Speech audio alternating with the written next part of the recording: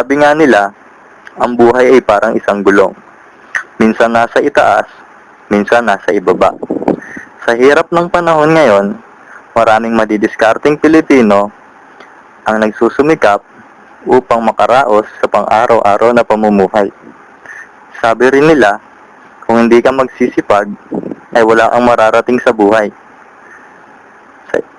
Sa isang barangay ng San Cristobal, Calamba City, Laguna, alamin natin ang buhay ng isang pedicab driver na nagsusumikap, pumadyak araw-araw para sa kanyang pamilya. Samahan natin ang mga mag-aaral ng Lyceum of the Philippines University, Laguna sa pakikipagpanayam kay Manong Tinoy.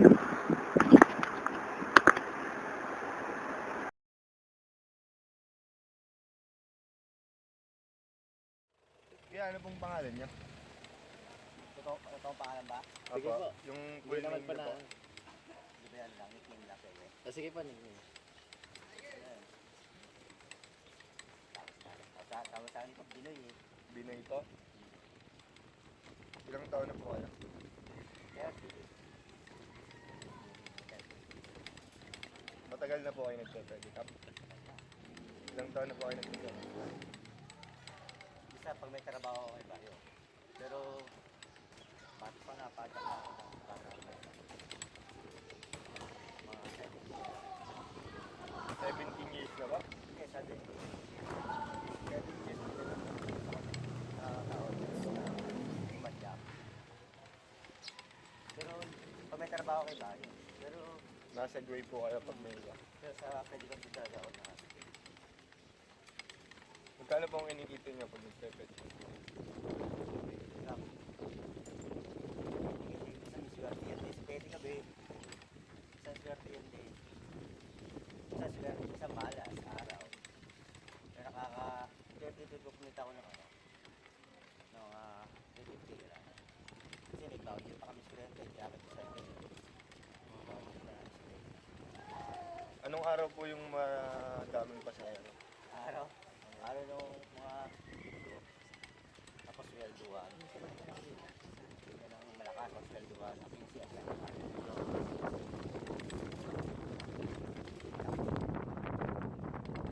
Ayan ako. Kailangan maaga. May asawa na ka po kayo? Ilan po anak? Meron ako unang asawa. Meron ako asawa. Dalawang anak ako. Ay, dalawang anak. Ilan na po lahat anak? Lima. Tatlo ngayon eh. Sapat naman po yung inikita niyo dito para po sa ano. Kain lang. Araw-araw makakain. Lagi si ubos, lagi si kita ang pera eh. Hindi ipon. Hindi. Sakto.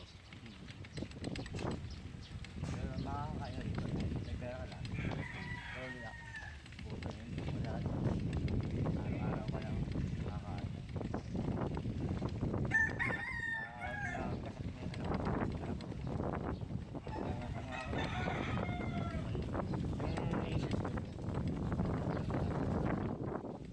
Housewife.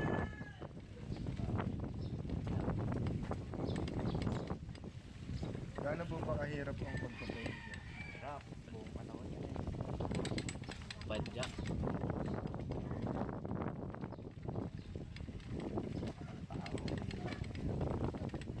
Talagang kaya mong tuloy ka ng malaki. Kaya lang, pag uwi na ka ng malaki, kinabukasan hindi ka na rin makakabiyahe. Oo. Sakit ka na ng katawan. Hindi yung pwede yun, yung sunod-sunod na. Ay, malabo yun. Kung araw-araw, makakatawa. Hindi yung tulad ng tricycle, ano? Ay, kasi, Init. pero sila, kahit mag-apon sila, Oo. sila bago. Yun nga. Nakaya sa kanila. Dito. Kasi masaya pa rin siraan na sila. Ay, Gusto nila. Kaya may gusto nila lagi sila. So, wala kaya naman. Pero yung sa kababal dito, ano eh, may paahon yan eh. Isang mamati. Kung hindi po kayo nagpe-pedicab, ano pong gusto niyong trabaho? Hindi mo masawa. Nasa liling ka. Dati kasi nagpapabrika ako eh. tumigil ako ng bigla. Nag-asawa ako eh. Hindi na ako nakapag-apply. Diretso na ako. Sa pang-apply ko, hindi ko kaya mag-apply. Kaya apply ang galang. Pag hindi, sayang isang araw ko eh. Sayang isang araw. Kaya gusto ko sure board. Sinusuportahan po ba kayo ng mga ng lokal na pamahalaan dito? Kaya parang dyan ang mga Bakit ah?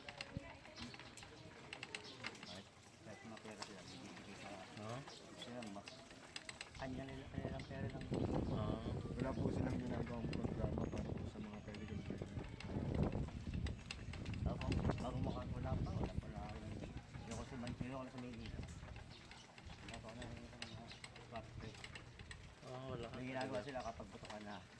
Ginagamit kasi ginagamit kami. Oo. Nagamitin naman kami ng presidente. Nagamitin kami ba siya? Mga kapiligan namin dyan. Dati lang dyan. Bigyan ng pera. Pagdating sa amin, wala na. Kasi nila mag-ati ang Meron po ba kayong gustong sabihin sa ating pamahalaan? diba? Wala masabi doon. Nakakatapos sabi ngayon doon. Hindi pinapakinggan. Oh, malabo pa rin. Malabo pa rin. Kaya kami, sabi nila, kung mahirap sa mayaman, mahirap na. Wala ka.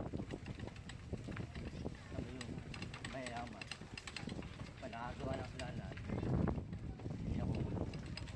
Oo. Pero pag mahirapan yung ano, sobra. Sobra kang alayite kasi wala ka naman sabi, makapatay ka pa nga. Kasi mano patay ka, wala yung justice. Sila nga yung mas malakas ng ano nila eh.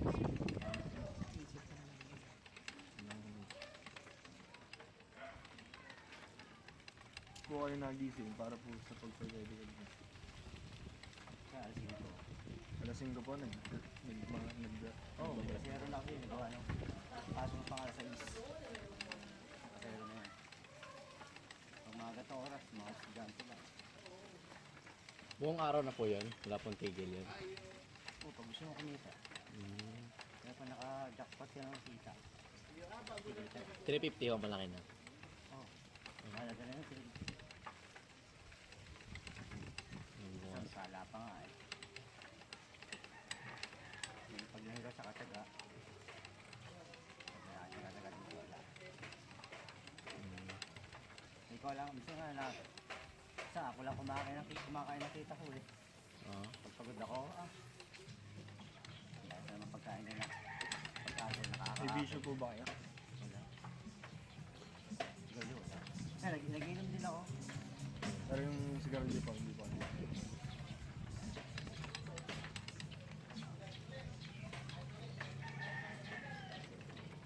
Dati, nung may bisyo ako, sigal ako. Natanggal ko. Sayang din po yung kinikita na hindi mo matatang. Sigal ko noon eh. Sigal ako eh. Pinatalo ko. Hindi na ako nagtatrabaho.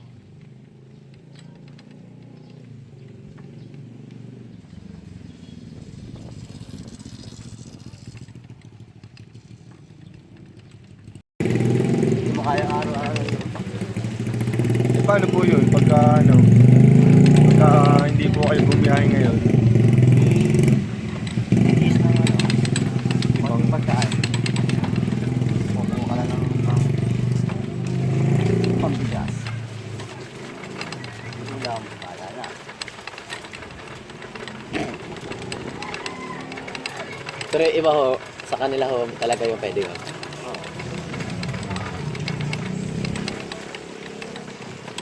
Ang maganda sa regard nila, yung clarity. sa sambuliyahe. Oo. Pero kapag sa'yo, Tatama sa sambuliyahe. Diba? Yan eh. Nasa tao na rin ho. Kung ano.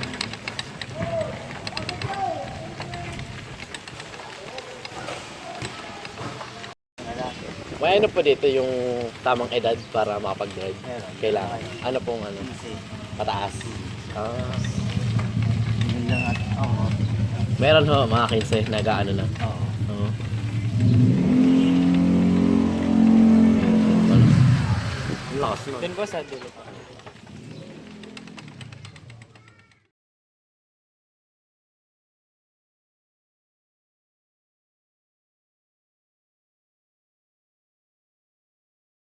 Ang masasabi ko sa buhay ng isang pedicab driver ay mahirap tsaka matyaga kasi mahirap unang-una, mahirap magpedal para lang kumita. Yun naman yung matyaga, tinatyaga nilang magpedal hanggang gabi para lang kumita sila ng pera para sa kanilang pamilya. Lagi na lang silang nasa kalsada nagpapadyak, naghahanap ng pasahero, tsaka paano yung nila, yung pangbayad sa pamilya nila, sa sarili nila. Lagi na lang silang magpapadyak lagi ng pedicab lagi. Yun na yung buhay nila. Pero sa pagpadyak din nila ng pedicab, lalakasin ang katawan nila, sure. Pero sa pagkatandaan nila, darating ang araw na hindi sila manghihina, na lagi na lang nakaupo. Mahirap ang buhay pedicab driver kasi kailangan ng malakas ang iyong pangangatawan. Kailangan din maging masipag upang mabuhay mo ang iyong pamilya. Yun yung mga natutunan ko sa sa buhay ng isang pedicab driver. Lang ko dito, talagang ang puhunan dito ng pedicab driver. Lakas ng katawan taka inspirasyon sa pamilya kasi biruin mo, ang pahinga nila, kailangan nila magpahinga na isang araw para lang ma-recover ulit yung pagod nila. Grabe, ganun talaga ang pedicab, di ka tulad ng tricycle. Na-drive ka, gas lang. Doon, puhunan mo. Talagang lakas ng katawan kaya saludo ako sa mga pedicab driver. Para sa mga pedicab driver, huwag niyong ikahiya yung trabaho niyo. Saludo ako. Pagiging pedicab driver ay kailangan ng sipag at tiyaga para mairaos ang buhay. Ang buhay ng pagiging pedicab driver ay hindi biro. Bakit?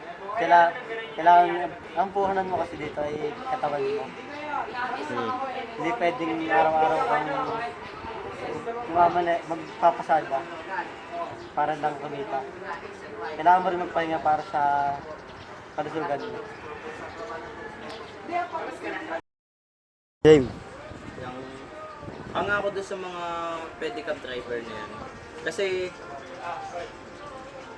binti yung puhunan nila. Nung sumubok ako na magpadyak, ang hirap, ang bigat. Tapos nakakangalay, konting distansya pa lang yung naabot ko. Lalo na sila, yung pabalik-balik sila, maghapon pa sila nagpapadyak. Tapos ang hirap kumilo, nakabig lagi yung yung pedicab. Tapos parang lagi akong masasabit. Tapos nung sumakay kami doon, singil lang sa amin 7 kada isang biyahe. Kung 7 lang yun, tapos yung maximum lang na kayang dalhin ng pedicab, mga 4 na pasahero lang. So 28 pesos lang yun, isang biyahe. Tapos sabi nila doon sa interview, nasa 350 lang yung maximum na kinikita nila. Yun yung pinakamalaki na pagka magandang kita. Pagka mahina, mga nasa 100 lang. Kung titingnan, parang maliit yun. Kasi ang laki ng hirap nila, tapos maliit yung sweldo. Tapos lalo na kung pamilyado ka. Hindi alam kung paano pagkakasyahin yung sweldo mo sa daming gastusin. Binti nga lang puhunan nila, hindi sila naman puhunan ng gasolina. Kaso ang hirap natin. Kaya hanga ako sa mga pedicab.